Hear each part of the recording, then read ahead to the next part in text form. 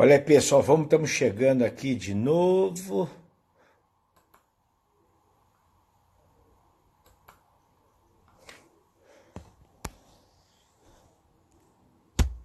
Boa noite, Linardes.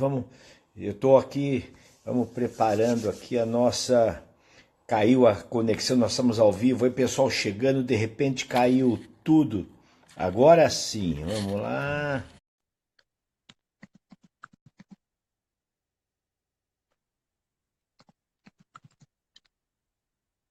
Agora sim, professor. Tamo É. junto mais uma vez. Tudo bem? Tudo ótimo, maravilha. Que bom, que alegria, não? Eu Não, eu estava vi aqui.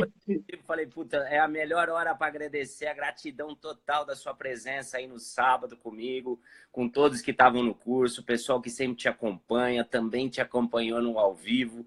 Foi assim fantástico, fantástico mesmo. Que bom, não, Davi, eu também. Olha, pessoal, estou aqui com meu querido amigo, fisioterapeuta, Davi Costa. Olha, esse final de semana o velhinho aqui diz que cachorro velho não aprende truque novo, né, Davi? Mentira, né? Aprende, Mentira. aprende mesmo, né, professor? É mais do que isso, é ter vontade de aprender. Essa é a diferença que a gente vê em sua pessoa e muita gente que aí está acomodado no que faz. E É é verdade. fantástico, é fantástico. A vida é para a gente ir para frente, aprender sempre, cada dia mais. É sempre uma novidade. É. Eu digo assim, né? As minhas dobradiças estão estragadas. A amplitude de movimento limitada, mas os meus neurônios estão aí prontinho para novas É, conexões. sedentos de novas informações, que é aí que faz com que ele trabalhe ainda mais, né? É, é sim. Então, pessoal, olha, eu tive com o Davi, né, nesse final de semana, falando, ele deu um curso fantástico aí sobre liberação facial, né, e eu gostei muito, né, porque eu venho estudando a autoliberação miofascial, né, que é aquela que a gente utiliza, que eu coloco nos vídeos, né, que é com o full roller, né, que é para o pessoal que não domina bem essa técnica mais sutil, né, de Sim. chegar lá, né, que realmente é um trabalho de muita sensibilidade, né, e, enfim, foi um grande aprendizado para mim e para a dona Lia, nós adoramos, né, e ver essa dinâmica, viu, pessoal, e olha, eu estou combinando com o Davi, com o Rafael, ano que vem nós vamos ter aí, e nós vamos ter aí várias ações pedagógicas, não, Com Davi? certeza, Juntando. exatamente como a gente falou, ações pedagógicas em prol de mais conhecimento, em prol de tudo aquilo que a gente sonha, do que a gente determina no dia a dia, do que a gente vem trocando de informações, professor, que é a forma da gente crescer, dividir conhecimentos, multiplicar informações e crescer ainda mais. Essa é a nossa, sempre foi a nossa ideia. E isso está cada vez mais claro. Vamos aproveitar e dar uma dica para a turma, né, do que compartilhando aquilo que eu vi, né, e Saulinho, sabe, eu vi uma coisa muito interessante, depois estudando e procurando aí ver essas questões, né, e você colocou muito interessante essa questão, que às vezes as pessoas não entendem, né, Davi, a questão da pele, da face e do músculo, né? Exato, exato. Essas diferentes. Veja se está correto. Eu digo assim que quando você faz diferentes tensões, né, quando você faz a palpação, e Sim. dependendo do grau de tensão, então você vai ativando Você a vai ativando face, e se chegando. aprofundando em cada tecido, que cada tecido compõe a sua formação e o seu envolvimento em todo o corpo humano. Aham. E o que eu percebi então, né? Então, vamos dizer assim, que a autoliberação, porque eu vi essa questão da compressão isquêmica, eu vi que você fez a compressão isquêmica com a mão, né? E foi lá Exatamente. no músculo e lá para liberar, para fazer com que a fáscia e depois o músculo. O Rony, depois você pergunta essas questões aí, olha. Creatina eu posso falar pouco, porque eu pouco estudo, sabe, de creatina, creatinina, né? Eu não sou, viu, Davi? O pessoal pergunta muito para mim essas questões de musculação, né? Atual, só vou fazer uma pequena pausinha aqui para responder ao Rony. Ô, Rony, periodização, eu vou ter oportunidade mais para falar um pouquinho. Eu tenho discutido muito com o professor Elias Proença, que é simplesmente o técnico da seleção brasileira tricampeã olímpica, né? O Zé Ele Elias Proença. E O outro dia eu Elias, estava ele é perguntando. sempre muito antenado e muito mais aprofundado em cima disso para nos ajudar a Exatamente. fazer com isso, né? Inclusive, eu estava discutindo com ele, sabe, Davi? Você trabalhou com atletismo, né? E Muito, muito com tempo. muito, então você entende muito bem essa questão da periodização, da individualização. E principalmente, viu, Rony, a periodização é algo que é feito para atletas e é muito discutido isso. O pessoal tem discutido, sabe, modelos de periodização, modelos que antigamente eram muito discutidos, hoje se discute. Por exemplo, como é que você vai fazer uma periodização para uma equipe de voleibol onde você tem uma atleta que faz, hein, Davi, 250 saltos, não, Davi? Qual que é o impacto Mas de uma atleta de voleibol nas articulações do joelho, né, Davi? é imensamente grande, tem que ser muito bem dosado, porque ela vai fazer isso ao longo de 3 a 4 vezes na semana na preparação e durante os jogos, que às vezes serão 2 jogos na semana, teremos aí uma somatória, em média, de 1.000 a 1.200 saltos semanal. Então, Então, vê que interessante. Então, Rony, dá uma olhadinha para você, escuta essa para você entender que o Davi colocou 1.200 saltos. Você pega uma atleta de 80 quilos, quando ela salta e que ela aterriza, o impacto nas articulações vai ser cerca de quanto? 5, 6 vezes 5 a o 6 peso do vezes corpo. do corpo dela.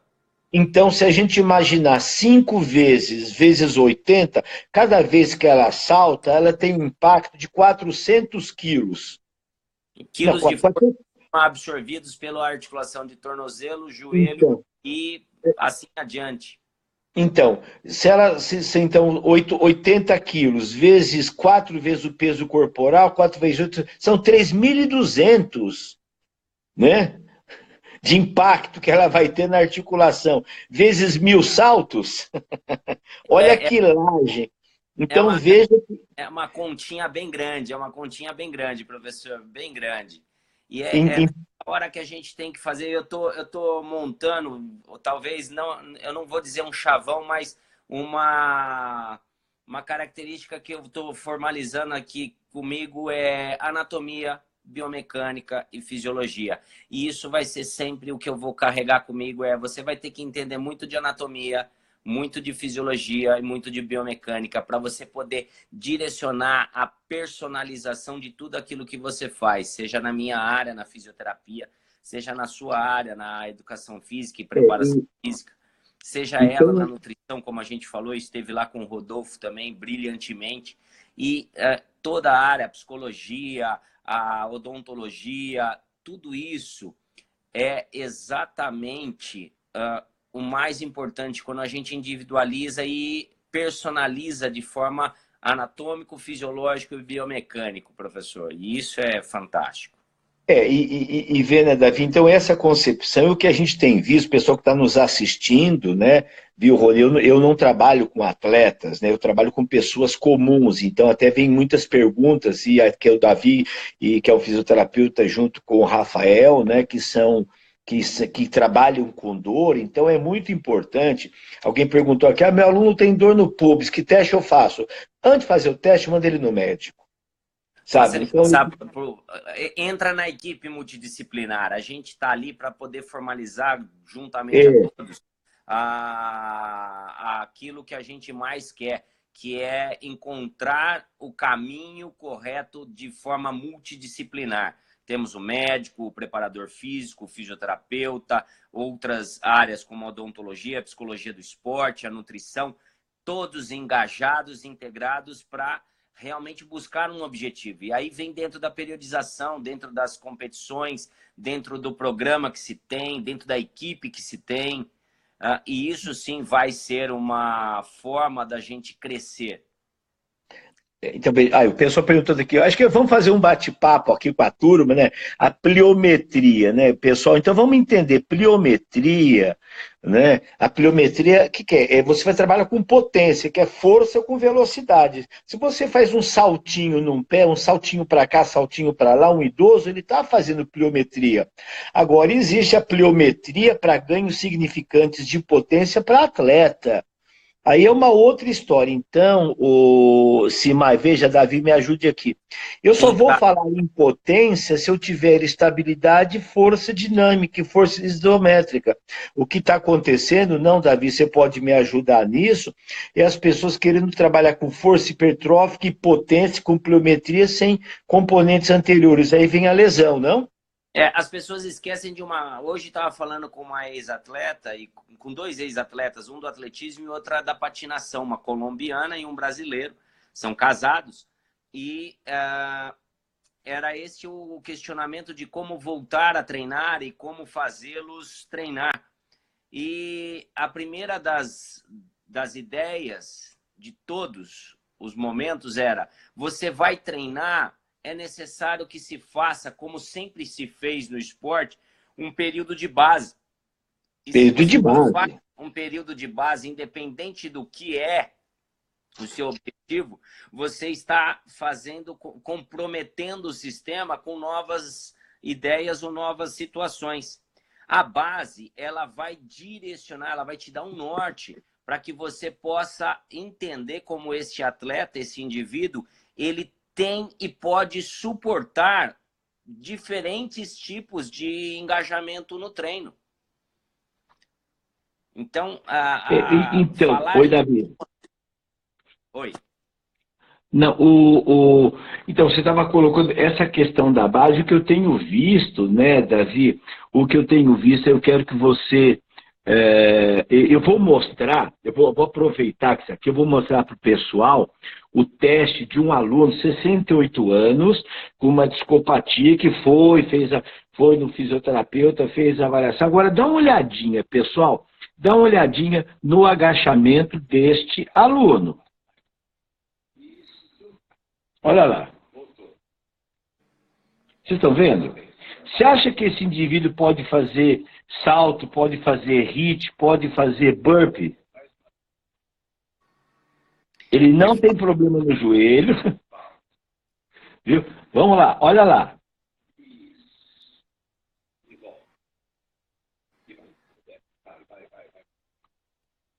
Olha o agachamento dele. Isso, Mauro, é só o princípio. Imagina isso como um princípio mais do que claro do que a gente deve fazer com o indivíduo. Mas será que essa avaliação inicial, essa observação inicial, ela tem que ser colocada em prova? Tinha que ser uma naturalidade a gente olhar isso e já o direcionar para um trabalho específico, uma base, uma reorganização, uma consciência corporal. Isso tudo realmente faria diferença para ele.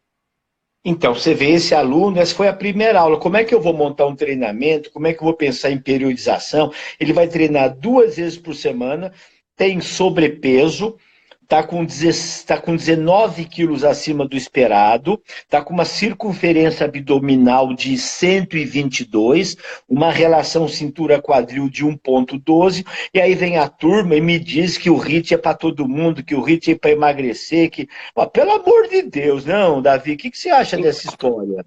Então, dentro daquilo que eu lhe comentei, um dos fatores primários desses três pontos críticos que eu lhe disse está a fisiologia. Qual é a fisiologia que ele hoje, atualmente, se encontra inserido, que pode ser qualificado para?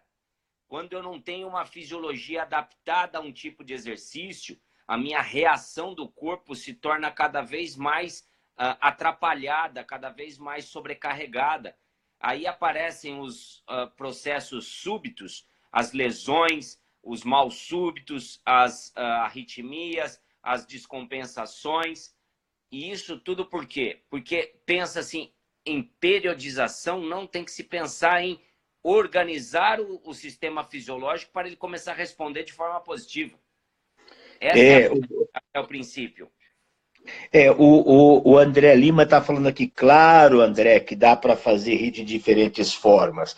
O grande problema é que as pessoas não têm a consciência de perceber que este aluno que eu estou mostrando para vocês, ele vai fazer HIIT, ele caminhando, preste atenção, André, você que está me assistindo aqui, esse aluno caminhando rápido ou subindo e descendo no step de 10 centímetros, a frequência cardíaca dele, eu vou mostrar para vocês, tá bom? Quer ver? Ó, eles, quer ver? Eu vou colocar lá, vai lá, para a turma ver, para a turma do HIIT aí, olha lá, olha lá, olha lá, ele sentou e levantou, ele fez 15 vezes e entrou em fadiga, ele fez um HIIT sentando e levantando.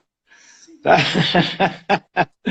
Tá, então, não dá para fazer corda naval, não dá para fazer burpee, não dá para fazer... Então, o problema não é o HIIT, o problema é a adequação, né, Davi? É a adequação e a escolha do exercício. Exatamente, a escolha do exercício perante aquilo que o indivíduo é. Pois é, então, o que a gente vê, né, Davi, o que eu tenho visto aí, nós falamos há algum tempo atrás, lembra? Nós falamos sobre a corda naval. Qual que é a sua opinião, Davi, a respeito da corda naval sob o ponto de vista fisioterápico? A corda naval, para a população. Então, primeiro que para você conseguir fazer um desempenho atlético funcional da corda naval, você precisa ter um desempenho músculo-esquelético do membro superior, do core, uma preparação respiratória, um metabolismo muito mais acelerado para que você possa potencializar esse exercício. Senão ele é, como disse nesse indivíduo que fez agachamento, se eu fizer 10 segundos de corda naval, eu entro em fadiga e posso entrar em estado de arritmia. Posso aumentar o meu princípio de pressão arterial e supor que ele vai entrar num risco cardíaco. Então, é uma ferramenta de má utilização. E a gente conversou lá no curso, né, Davi, essa questão dos problemas da articulação do ombro. Não, é muito complicado, né? A questão... Você colocou muito bem essa questão, né, dos músculos estabilizadores da escápula, como é que está o trapézio, como é que está a cavidade glenoide, a glenohumeral, como é que está essa estabilidade, né? E tem alguém insistindo aqui, Davi, a questão, me ajuda aqui essa história. Fala do agachamento e da cadeira extensora. Do agachamento e cadeira extensora. Vai dar sua colocação nesse ponto, Davi. A cadeira extensora, ela tem muito mais facilidade de dar riscos à compressão da patela do que o agachamento, que é mais fisiológico. Até porque no movimento de extensora, nas cadeiras extensoras naturais ou as máquinas, durante o arco de movimento, você tem momentos e picos de maior força, onde você tem menos potencial de ação. E isso exerce uma força de pressão em cima da faceta articular da patela que pode comprometer a cartilagem. Então, já está descrito, já tem muitos trabalhos que condenam em condropatias, em artroses patelares, a cadeira extensora como modalidade de treinamento. Já a cadeia cinética fechada, o agachamento, ou o leg press, como a gente pudesse usar ele nas máquinas com uma carga menor que o próprio corpo, ela tem uma ação muito mais produtiva no trajeto da cartilagem do que a cadeira extensora. Então, é muito mais válido a cadeira fechada no leg press ou no agachamento do que a cadeira extensora para os componentes articulares do fêmur patelar. E por outro lado, então vou mostrar o aluno, olha lá, ele treinando, olha ali, é um indivíduo com limitação, ele está sentando e levantando no banco, fazendo um agachamento, que é a altura do vaso sanitário, que é da cadeira. Agora, exato, veja que ele ainda, veja que a dorsiflexão dele é muito pequena. Como a dorsiflexão dele é pequena, né, Davi, ele compensa lá na lombar. Exatamente, então, ele vai fazer o movimento lombar. Então, É, o agachamento é muito bom, mas o pessoal precisa prestar muita atenção e fazer um agachamento com limitações, porque de repente, né, Davi, o pessoal está, como pessoas dizem, não, o agachamento é bom, é aquele profundo, que é o que ativa mais. Aí eu pergunto, quantas pessoas são capazes de fazer o agachamento profundo? Pelo amor de Deus! Pelo amor de Deus, né? Os caras precisam não, parar com não. essa mania, que Tanto agachamento profundo é para atleta, exato, e né? tanto que eu acabei de falar aí para o Rony e para todos aí que eu às vezes prefiro usar um carrinho de agachamento ou o próprio leg press, onde eu posso dosar amplitude de movimento, carga da execução do treino, para ser às vezes menor do que a carga do corpo do atleta, do aluno, para não comprometer movimento, não comprometer as articulações e o próprio membro inferior ou a coluna. Então, a amplitude barra o próprio exercício tem que ser muito bem dosado, porque eu mesmo, eu me considero já na minha situação atual, por condições lombares, limitado a um agachamento de 90 graus. Passou disso, eu já tenho uma sobrecarga lombar por conta de trabalho, de treinos anteriores mal executados, que me comprometem. Então, eu mesmo já me policio para fazer um exercício de forma mais limitada, mais uma amplitude segura, para continuar tendo bons resultados, de forma saudável, de forma produtiva. E você vê, né, Davi, é fantástico, né? Nas minhas avaliações, né, Davi, eu avaliei muita gente, mas muita gente, né? Muita gente mesmo, né? Eu diria assim, com muita segurança, 80% das pessoas que eu avaliei ingressantes de academia não são capazes de fazer o agachamento, o overhead, o agachamento, tá? Com grandes amplitudes. Então, claro que o agachamento, então, põe ele para sentar e levantar no banco supino, que é o movimento funcional de sentar e levantar. O seu som está cima, depois eu respondo a pergunta sobre o treinamento em circuito. Davi, o Davi está me escutando?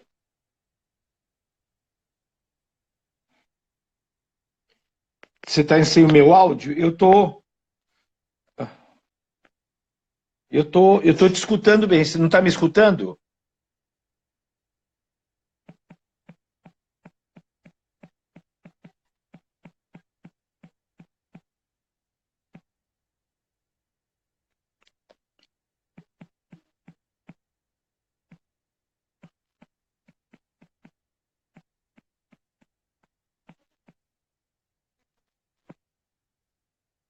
Pessoal, estão me escutando?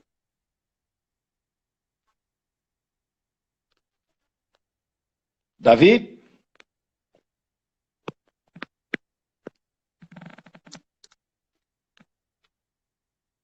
Sumiu? Davi?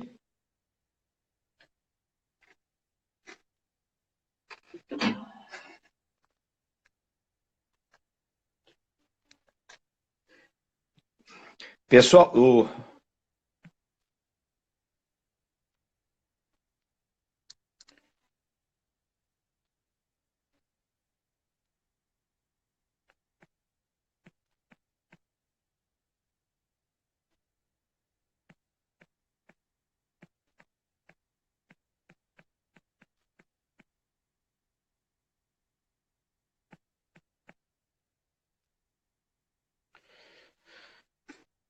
pessoal, vocês estão me escutando? Me dá um retorno aí, por favor.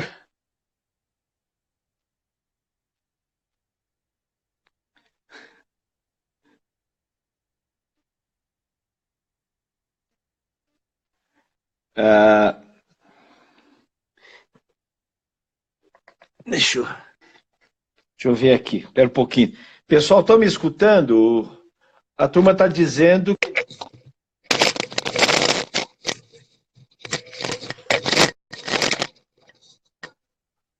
Pessoal, estão me escutando? Só estou. Ah,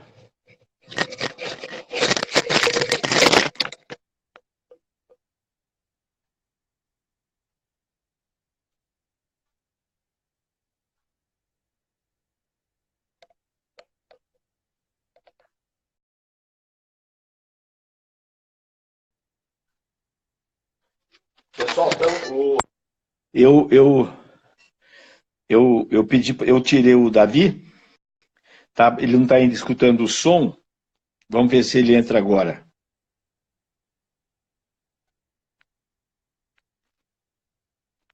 Vamos ver se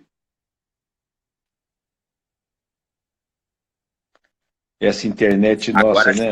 Agora te ouço de novo. Ah, agora sim. Agora te ouço novamente, te ouço novamente. Então, tá bom. Vamos ver aqui. Só estavam me escutando, né? Sim. Ah, então, bom, vamos ver as perguntas. O pessoal tá perguntando aqui, legal. Tem uma pergunta do Rony. Muitos pessoas dizem que a corrida e pedalar em demasiado não é muito bom para mulheres que passaram de 30 anos, professor. Olha, tem maratonista que aos 80, 70 corre, tem ciclistas velhos, né? Quer dizer, isso é muito discutido, não, Davi, essa questão do. Com Depois a certeza, gente com volta lá. certeza. Essa é a discussão É, constante. Eu vejo hoje, uma das coisas que a gente vê, o recordista hoje de tempo da maratona é um indivíduo que é acima dos seus 30 anos. Ele não é é. um jovem É, atleta. então, Então, pessoal, o Davi trabalha numa academia muito importante em São Paulo, né? E ele cuida de pessoas lá, obviamente. E o que eu tenho visto, o Davi tem uma larga experiência, pessoal, em esporte. Eu fui atleta, fui técnico de basquetebol.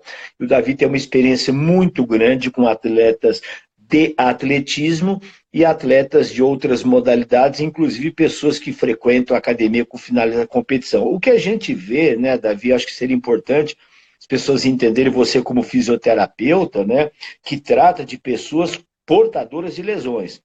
Então, sim. segundo a doutora Shirley Sharma, uma grande fisioterapeuta, uma das mais conceituadas, ela diz o seguinte: a pessoa se machuca ou por não fazer nada ou por treinar em excesso. Quer dizer, É, ficar sentado o dia inteiro. os dois extremos eles levam a problemas. É.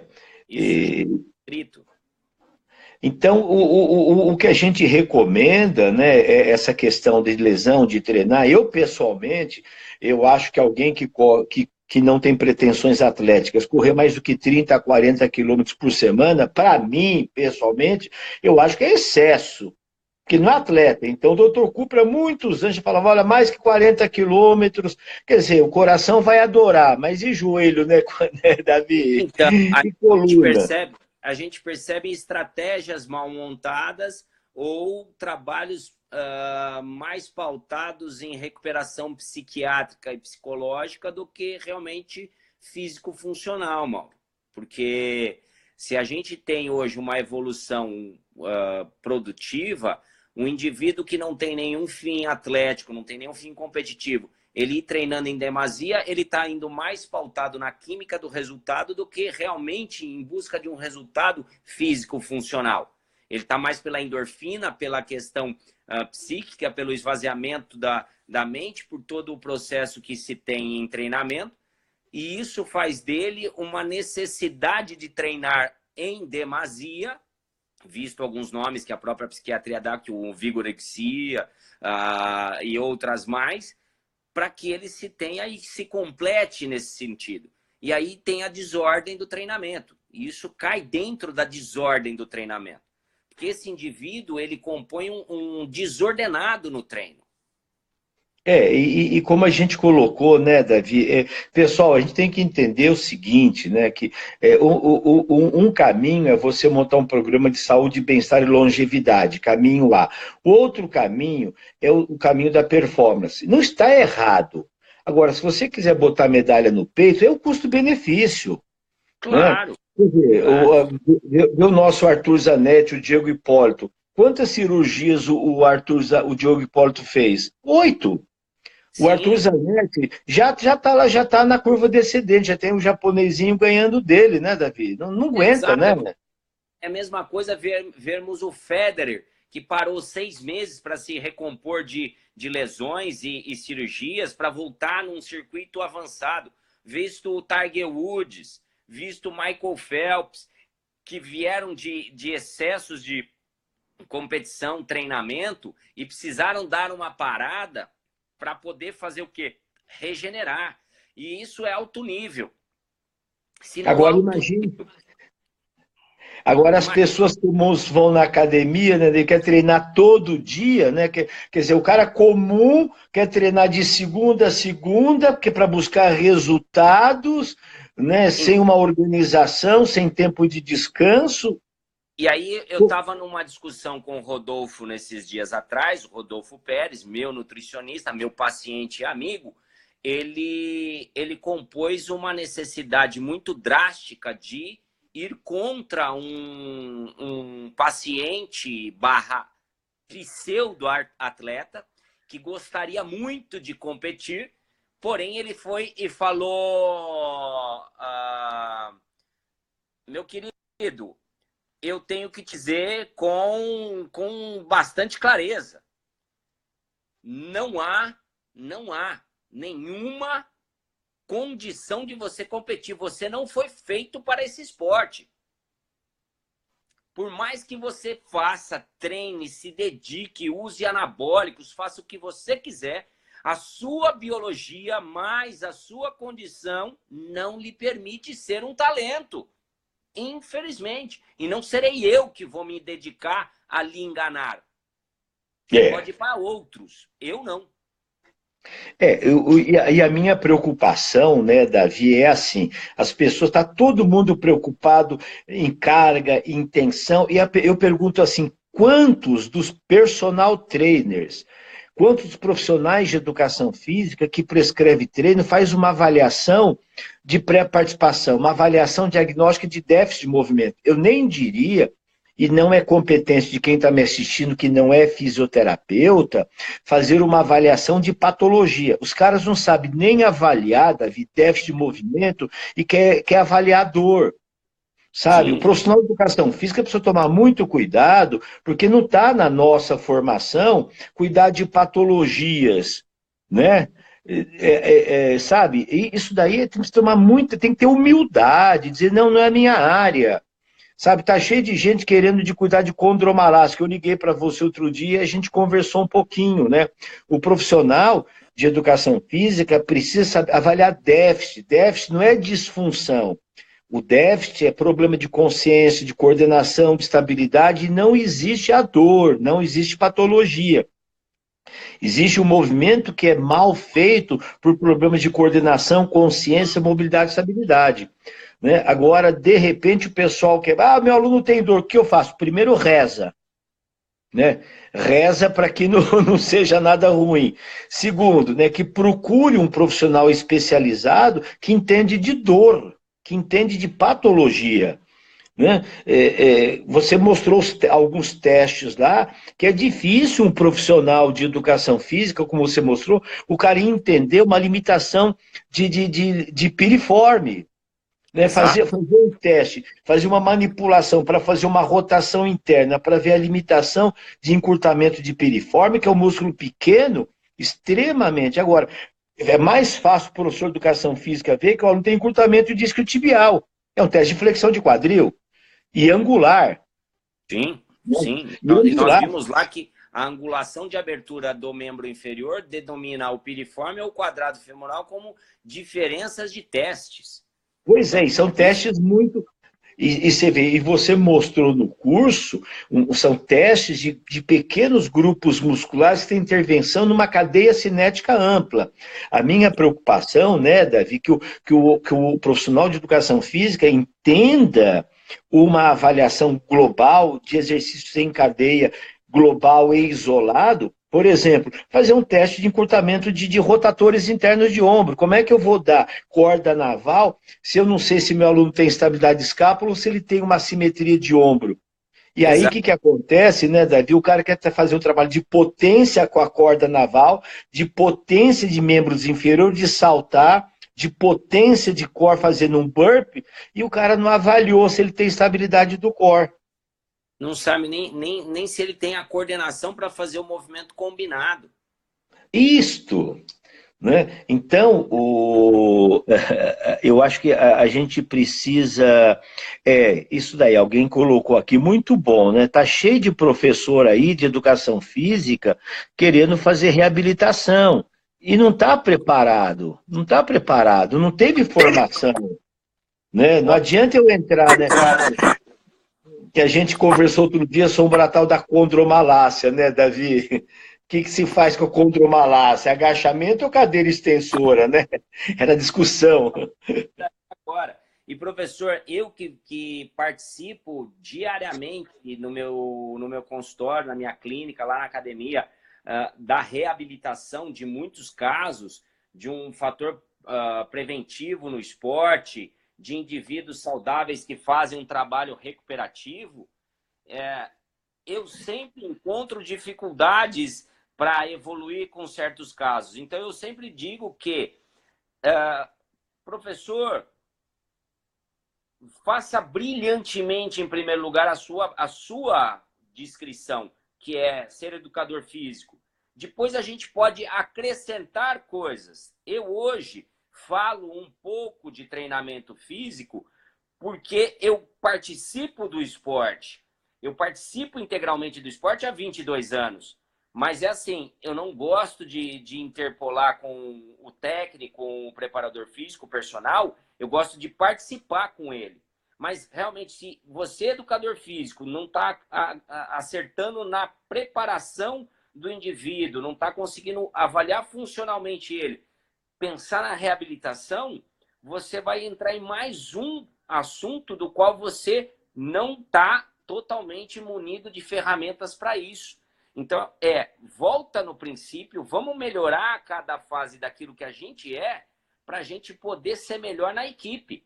E eu gosto de trabalhar com os meus personagens para quê?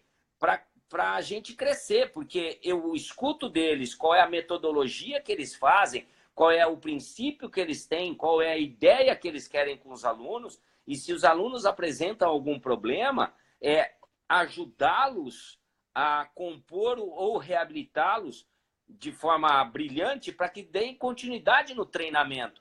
Então, a gente participa de uma equipe multidisciplinar. Então, isso cresce. Mas aí... O que eu vejo, o que eu tenho visto, né, Davi, assim, muitos alunos de profissionais, de personal trainers, por uma questão de economia, coloca no mesmo pacote e pede para que o personal trainer resolvam problemas patológicos, de disfunções. Eu não estou falando em déficit, o pessoal que está me assistindo, entenda bem. Déficit não tem patologia. O déficit de movimento é aquele aluno descoordenado, com pouca mobilidade, estabilidade, consciência corporal. Ele não tem patologia. Ele pode ter uma patologia na coluna e vai fazer o gato cruzado e ele cai de boca. Tá? Então, é interessante entender, como você bem colocou, né, Davi? Às vezes, o que é o personal trainer fica numa saia justa, porque quando diz assim, eu estou com um problema no joelho, o que eu faço? Aí ele vai lá no Google e olha lá, problema do joelho pode ser o quê? Um monte de coisa. Pode ser desde uma lesão de menisco, uma artrose, uma artrite reumatoide, um processo degenerativo, pode ser 200 coisas, não é assim? E aí fala, não, deixa que eu vou fortalecer, então, os estabilizadores do joelho. Pô, mas no Google você encontra isso, a receitinha, né? Então, ele fala assim, vamos deixar o seu joelho quieto, vamos procurar um profissional, vamos trabalhar peito, costa, abdômen, agachamento, vamos fazer o trabalho geral e, no paralelo, aí o cara não quer. Aí o personal trainer, sabe, Davi, ele sente assim, ele acha que ele vai perder o cliente, porque o cara vai embora, o cara vai dizer, pô, você não sabe disso, então? Né? Juntar forças crescer ainda mais. Eu não sou o senhor da razão e muitas vezes eu peço que o indivíduo busque a avaliação médica para que a gente possa buscar exames complementares, testes mais apurados, história mais aprofundada dos problemas, para que a gente possa direcionar junto à equipe. Não há como, não tem como, não é unânime. E às vezes, como eu disse no curso, professor, e ao final dele, eu procurei usar uma frase, outra frase que eu gosto muito de usar, e vocês vão ver muito isso muitas vezes no meu Instagram, quando me virem falar, juntos somos mais fortes. É, Então, eu acho que tá. o Rony está insistindo aqui. O Rony, você é fisioterapeuta, é profissional, você trabalha com nego estragado, que está querendo saber diferente lesão degenerativa do menisco medial para lesão traumática. Lesão traumática, que eu entendo, é um choque, né? É num Ela é entorse aguda, ela tem aguda e características crônica. agudas, Rony, e como características agudas, ela pode apresentar bloqueio da articulação, ela pode apresentar um edema momentâneo por conta da lesão, e isso favorecer uma abordagem imperativa, que pode ser diretamente cirúrgica, ou até imobilizadora e diretamente fisioterapêutica, para que a gente possa sanar a lesão traumática.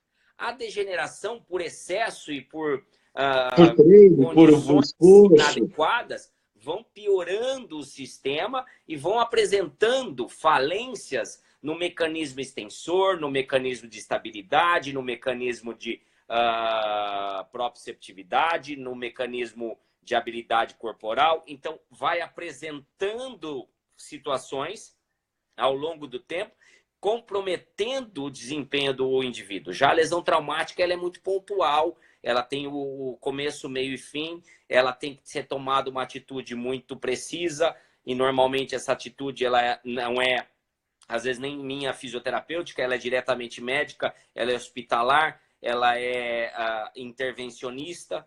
Então, a traumática é traumática e ela realmente acaba se tornando de altíssima necessidade e emergência de ser abordada.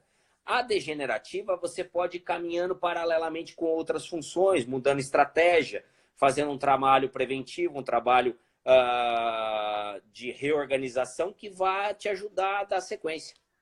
É.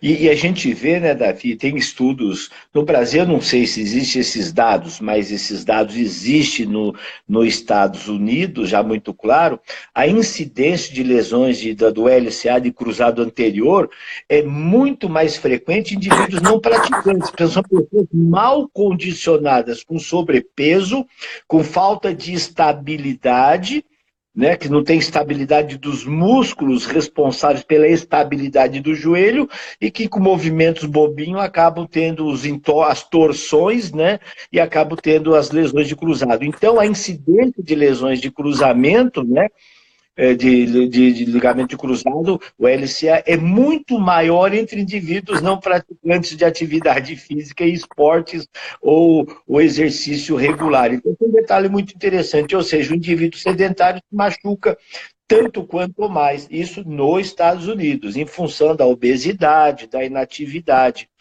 Tá? E o pessoal está colocando aqui também, né, Davi, eu vi aqui essa questão, né, o pessoal precisa entender muito, viu, Cima? Essa questão tem discutido, a gente está até preparando um curso aí, essa questão do treinamento funcional, né? Então, os caras, eu acho que muita gente, muita gente não entende muito bem, acha que tudo é funcional, né? Então, a funcional começou há 30 anos atrás, quase 40 anos, lá com o Gary Gray, um americano, um fisioterapeuta, que criou essa ideia do treinamento funcional que depois se divulgou pelo mundo todo. Então, a origem do funcional veio lá da fisioterapia e depois foi para o fitness, né? Aí o pessoal exagerou, né? Ele achou que treinamento funciona em cima de base instável, né? Então, aí, em balance disc, balance board, pegando aquelas práticas, né, Sim. pegando as práticas da fisioterapia recuperativa e levou para pessoas que não precisam de fazer treinamento em base instável, né, Davi? Exatamente, não. E aí começa a fazer as intervencionismos e invencionismos cada vez mais mirabolantes, com fins muito estratégicos e vendáveis. Eu acho É. que essa estratégia vendável é uma estratégia ruim para a evolução de conceitos e processos. Quando você só pensa numa situação vendável e inusitada, você não está se apegando ao que realmente é correto. Porque ainda hoje, o que mais me traz encanto é o bom e velho feijão com arroz em qualquer modalidade terapêutica, treinamento, equipe, qualquer procedimento. Por quê? Porque essa situação, ela faz com que você concretize bons resultados. O Rony quer um curso de fisioterapia particular, ele quer cisto de A gente Becker. vai montar isso daí, Rony, vai montar aí. Eu te adianto que o cisto de Baker nada mais é do que uma ativação do líquido sinovial por qualquer tipo de agressão que se tenha no joelho, seja ele por excesso, seja ele por trauma. Existe um aumento do líquido sinovial e as membranas elas se descolam uma da outra e formam os vazios que se enchem de líquidos. E eles vão lá para trás do joelho, na fossa poplítea, e formam bolas cheias de líquidos. E essas bolas se denominam como cisto de Baker. Cisto de Baker nada mais é do que membranas sinoviais que se descolaram, formaram vazios e encheram-se de líquidos. Essa é a formação do cisto de Baker. Ele pode estar num espaço totalmente livre, desimpedido para o movimento, como ele pode se interpor por um tendão e ficar comprometendo a mobilidade do joelho e comprometendo a função. Então, pode acontecer da pessoa ter um grande cisto de Baker, desse tamanho, de grande espessura, e fazer todos os tipos de mobilidade, Rony, sem nenhum problema. E pode ser que a pessoa tenha um cisto de Baker do tamanho do dedinho, uma bolinha de gude, só que ela interpõe a cabeça do bíceps femoral e não se consegue fazer uma boa flexão, na extensão final gera dor e aquilo começa a comprometer a articulação. Então, é factível de cada um deles e o posicionamento de cada um desses cistos, tá? Então, o cisto de Baker pode formar por qualquer situação. Qualquer situação. Uma pessoa normal, por um escorregão num piso molhado, pode desenvolver um cisto de Baker. Independente de uma grande lesão. E você vê, né, Davi? Então, de novo, né, Davi, a gente volta àquela questão importante, né, de se fazer um diagnóstico, né? De se fazer um diagnóstico. Gente, é muito importante. Existe um quadro de dor, tem que procurar um especialista, tem que se fazer uma consulta, um exame, um diagnóstico, né? No processo, professor. Tem que fazer um aprofundamento no processo. Tem que se, sabe, tem que se munir e evitar de comer bola, evitar de deixar passar batido processos e protocolos extremamente importantes para que a gente possa evoluir, respeitando o indivíduo. Respeitar o indivíduo é fazer de tudo por ele. E quando você não junta forças para isso, você está desrespeitando ele. Você imagina que se acontece comigo e eu não tenho o apoio de um bom médico, de um bom fisioterapeuta, de um bom profissional da educação física, de um bom psicólogo, de um bom nutricionista, o que vai acontecer com o meu organismo? Será que eu vou render o que eu poderia render? Então, juntar forças hoje para um resultado é a melhor forma de você respeitar e produzir um bom efeito para o seu personal, para o seu paciente, para o indivíduo que você cuida, que é cuidar de pessoas. Não é feio nem um pouco. É brilhante juntar forças. E aproveitando essa ideia, né, e eu tenho insistido muito, sabe, com os profissionais de educação física, que aprendam, que se preocupem, como você bem colocou, Davi, em fazer um diagnóstico. Você, né, Davi, para prescrever um tratamento, você não olha para a cara do freguês, você vai na sintomatologia. Eu me lembro, você fala assim, me traz a ressonância, quer dizer, me traz um exame clínico, me traz o exame de imagem, junto com isso, se faz o que? Você faz as provas de funções, Exato. né, de limitações. Então você junta. Agora, que eu vou mostrar para a turma, só para o pessoal entender um pouquinho, essa questão do diagnóstico, dá uma olhada, né, naquele aluno que a gente viu lá que tinha problema do agachamento, né? Então, um teste muito simples, o teste de Thomas, tá? Veja que interessante, olha lá. Ele tem um ilipsoso extremamente alongado e um reto femoral encurtado. Então, aí eu digo assim, bom, mas ele e o problema do agachamento dele, né? Ok, o problema do agachamento está relacionado com o quê? Está relacionado com uma instabilidade do core, está relacionado com encurtamento de... Eu falei assim, puxa, será que o ilho-pessoas dele está encurtado, por isso está freando o movimento? Quando eu fiz o teste de Tomás, eu falei, desgraçado, o ilho-pessoas dele não, o reto femoral sim. Então, eu vou ter que cuidar dele de forma global, né? Vou ter que Sim. cuidar do agachamento, mas eu tenho uma questão local, né? De um teste, de um grupo muscular que interfere na cadeia do movimento, não, Davi? Exatamente. E aí, tomando conta do que falamos no sábado, que um ponto vai refletindo a sua distância ou a distância de forma brilhante, fazendo um comprometimento em todo o trajeto das fáscias, do componente miofacial e estrutural mecânico. Então, isso também compromete. Bom, então, pessoal, eu acho que essa conversa nós não tínhamos programado nada, né, Davi? Eu entrei aqui para agradecer, né? Para agradecer a nossa participação, acabamos fazendo esse bate-papo maravilhoso aqui com um monte de gente entrando aí e, e reitero, né? Reitero a minha preocupação, né? O pessoal está perguntando, a gente tem um curso de avaliação multifuncional EAD, tá? Nós temos o nosso curso onde a gente orienta a aplicação desses testes para identificar os déficits de movimento. Sabe, pessoal, como comentei com o Davi, o pessoal da fisioterapia, os bons profissionais de fisioterapia, olha que coisa linda! Olha Ei, quem, ó quem está olha aqui só! comigo hoje. Tá boa, querida? Essa é minha atleta, essa é a minha princesinha. Essa aqui é campeã de ginástica acrobática, campeã Olha paulista. só, que E, maravilha! e Que essa aqui no maravilha! esporte, ela manda muito bem. Que bom, tá vendo? E se dedica aqui, que o pai também é coruja, é bastante babão, mas ao mesmo tempo pega bastante no pé, né? Tá certo, tem que orientar mesmo, né, Vi? Aí, olha, o pessoal está perguntando aqui, olha aí, dores na coluna, advinda de erros posturados de uma rotina que eles vão um período de tempo sentado. Quais ajustes para serem realizados, né, Davi? Dor de coluna, né? Davi? Precisa ver essa dor, o que que é?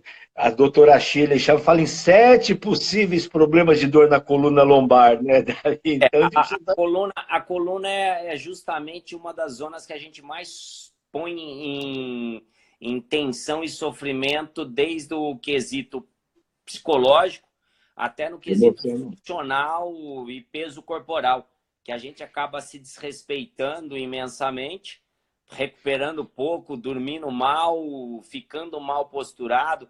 Então, existe aí, Lopes, um processo que advém de inúmeros fatores. Hoje, se você for buscar sobre quais os fatores que levam à lombalgia, por exemplo, uma zona da coluna que é a lombar, nós temos imensos enciclopédias falando sobre inúmeros testes e possibilidades diagnósticas em relação à lombalgia. Eu mesmo hoje, só hoje, atendendo 6 pacientes diferentes, cada um deles com a mesma sintomatologia, que é lombalgia, cada um apresentava um processo e problema diferenciado relativo a, desde discopatia, artrose facetária, desde Tem uma estenose, tem uma espondilolistese. obesidade, falta de força.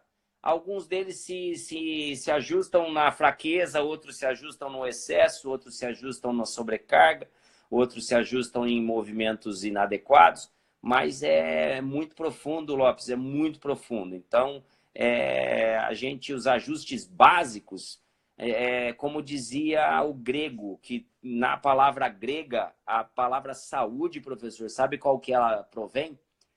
Ela provém de uma palavra que para nós hoje é definido como higiene. Higiene.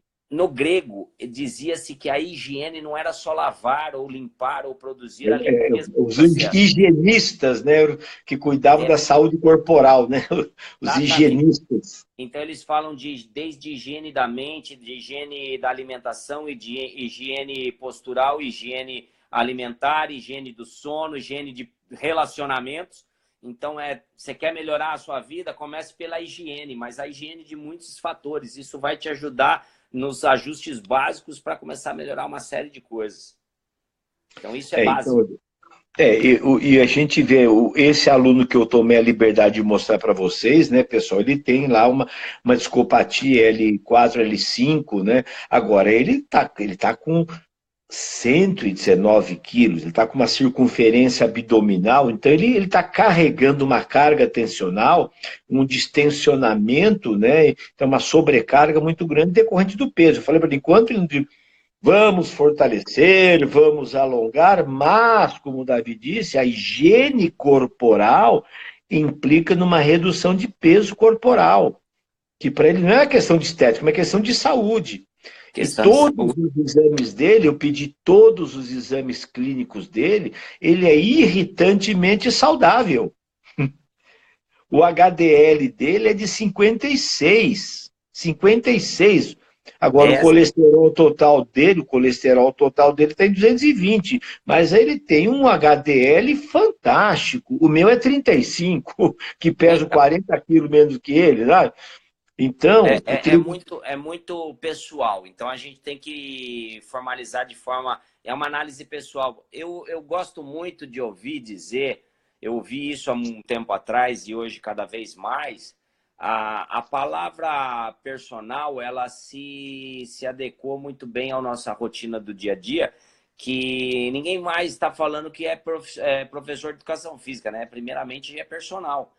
E é, se você hoje é um personal, seja ele um personal físio, personal training, um personal style, um personal diet, personal, faça de forma personalizada.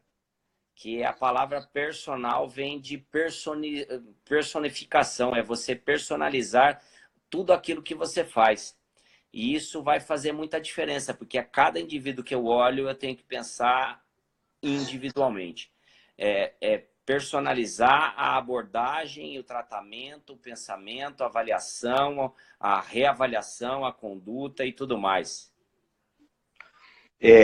Exatamente. E nós temos um desafio, né, Davi, que está voltando, era atrás, voltou, né, que são as aulas coletivas, né?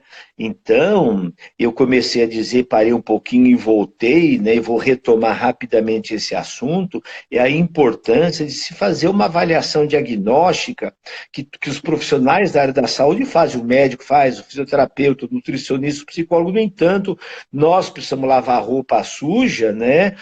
Que muitos colegas nossos, muitas academias, muito personal trainer prescreve treinamento baseado se o aluno é iniciante, intermediário, avançado e baseado no objetivo e não nas reais necessidades. Então, eu acho que você entender o objetivo e o que o aluno tem de déficit de movimento, e um terceiro ponto são as patologias, você estrutura aí um planejamento. Então, alguém perguntou aí, eu não respondi, a questão do circuit trainer, né? O circuit trainer do treinamento personalizado é muito simples. Agora, se você faz, Rony, a avaliação é um pedaço do processo diagnóstico. Nós temos 6 componentes quando eu penso em diagnóstico. 6 componentes no diagnóstico. Quando a avaliação é um pedaço. É uma parte. Tem a anamnese, tem o processo pedagógico, a prescrição de treino, conhecimento científico, a experiência, a prática. Tá? Então, se o profissional não tiver experiência prática em movimento, como é que ele vai avaliar movimento? Ele vai executar. Senão um cadeirante nunca poderia fazer a avaliação, né? Davi, nós temos 25 segundos. Vamos falar tchau para a turma? Nós temos Galera, essa live. parabéns pela participação de todos. Eu gosto muito quando a gente vê as pessoas interagindo, perguntando e se dispondo a fazer isso. Porque isso mostra a interatividade de nós dois aqui falarmos. Porque senão era uma conversa entre nós dois. Aí era Perfeito. vídeo, 4, pessoal. A presença de todos.